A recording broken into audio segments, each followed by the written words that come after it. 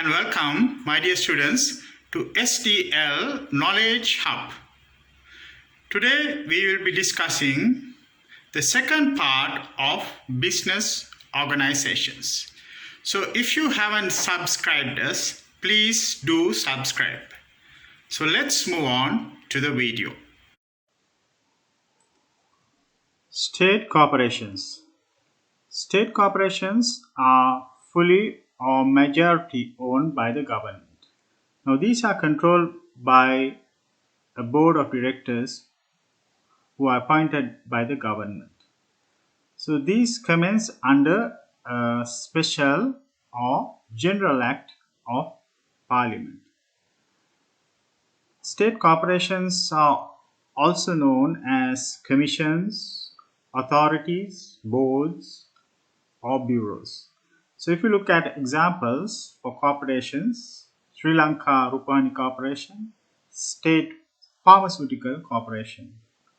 For commissions, Unicity Grants Commission. For authorities, Sri Lanka Ports Authority, Coconut Development Authority, etc. Then for boards, Export Development Board, Export Insurance Board. And for bureaus, Foreign Employment Bureau. Characteristics of state corporations. These are government owned and controlled.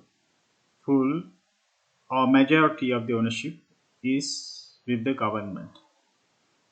Objective is to provide services in common. So most state corporations aim at providing services to the general public. Legal personality. In legal activities, they can represent as a separate legal entity. Can commence either a special or general existing act of parliament. Then it also has continued existence. Then if you look at the advantages of state corporations, these are suitable for the provision of essential services because these services may not be provided by the private sector. Then to reduce the monopoly effects of the private sector, so the government can use state corporations to reduce the competitive environment created by the private sector and its unfavorable situations affecting the general public. Then the profits are owned by the public, by the general public, which means the portion of profits earned by these corporations will be put into a fund called the consolidated fund, which can be used for public use, public requirements. Disadvantages of state corporations. Main disadvantage is absence of independent decision making because it is mainly government control. And another disadvantage is to need to adhere to strict financial regulations.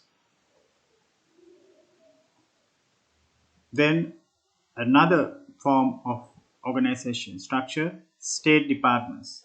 So these are institutions that are directly and fully owned by the government under a ministry.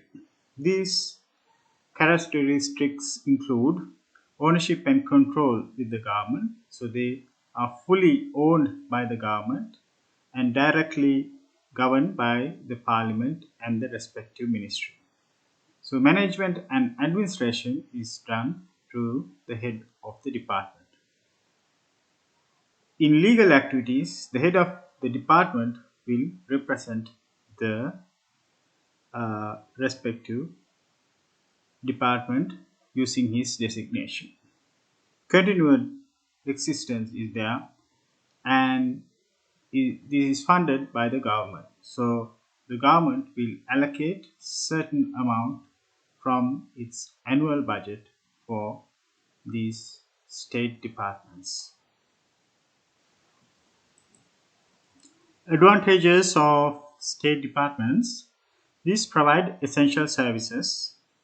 So the state departments will provide essential services otherwise not being provided by the private sector. Then these handle long-term development projects that are required for the infrastructure development of the country and requires large amounts of funds. Then it provides employment, so it provides a large number employment for a large number of employees. Then it provides services without a profit motive. So the departments provide services which are essential for the general public and without a profit. Disadvantages of department is decision making is slow and delayed because it goes through a process and requires approval from the parliament and respective ministries. Then the department activities have to be coordinated and done according to the provisions of different regulations like the financial regulation and establish codes and different circulars and practices. Examples for state departments include like Sri Lanka Railway Department, Sri Lanka Postal Department, Sri Lanka Examinations Department. So based on our discussion earlier about the business organizations, we can look at a summary of the discussed different business organizations. Based on different dimensions, there are similarities and differences. If you look about the ownership, sole proprietor is privately owned, partnership is also privately owned, cooperative societies also privately owned, incorporated companies privately owned mostly, state corporations public, and state departments public. Financing: sole proprietorship financed by the individuals or the individual, partnership by the partners, cooperative societies by the cooperative members, incorporated companies by its shareholders, state corporations by the government, and state departments by the government. Then regarding the liability, sole proprietorship unlimited liability, partnership also unlimited liability, cooperative societies limited liability, incorporated companies limited liability, state corporations limited liability, and state departments limited liability. Management: sole proprietorship by the owners, partnership by the partners, cooperative societies by a board of directors, incorporated companies also by a board of directors, state corporations also by a board of directors, and state departments by the head of the department. Then with regard to legal personality, sole proprietorship does not have a legal personality, so does the partnership. Cooperative societies has a legal personality. Incorporated companies do have a legal personality, so does state corporations and state departments. Then continuity or continued existence: sole proprietorship no, partnership also no continued existence, cooperative societies, incorporated companies, state corporations, and state departments has continued existence. When starting a business organization, what are the factors to be considered when selecting an appropriate type of business? These factors could include based on the objective, based on the scale and also based on who will perform the management activities. Based on the objective, it can be a profit objective organization or social welfare objective organization. Then based on the scale, it can be a small scale or a large scale. And finally, based on who will perform management activities, for sole proprietor and partnership businesses, the management activities are performed either by the owner, individual, or by the partners. For incorporated companies, the management is done by a group of individuals. Sole proprietorship business registration.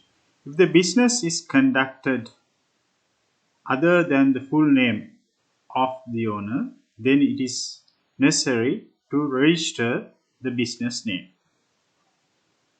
The procedure to register the business name for a sole proprietorship business is you have to obtain the applications form from Divisional Secretariat Office, the application to register the business name of a sole proprietorship business, and also the application form to obtain the required report from Grama Niradhari regarding the registration of the business name. These forms should be handed over to the divisional secretariat after filling, that is, the certified report of the government Niradhari and the duly completed application form with the registration fee. If these documents are in order, the divisional secretariat will issue a certificate for the business name registration, which is required to be displayed in the business place. Finally, we look at what are the advantages of registering the business name. It provides an identity and recognition. A business can be separately identified from other businesses by using this business name. Then it also provides the ownership of the business name. The business name, when it's registered under the name of the owner, no one else can use that name. Provides a qualification to obtain incentives by the government. So for small scale businesses, incentives provided by the government can only be obtained and priority given for registered businesses. Then easy to obtain loans. So by having recognition, the business can apply for loans using the business name. Hope you got valuable knowledge from this video. If you haven't subscribed us yet, please subscribe. So until such time, till we meet again with another similar video, goodbye for now.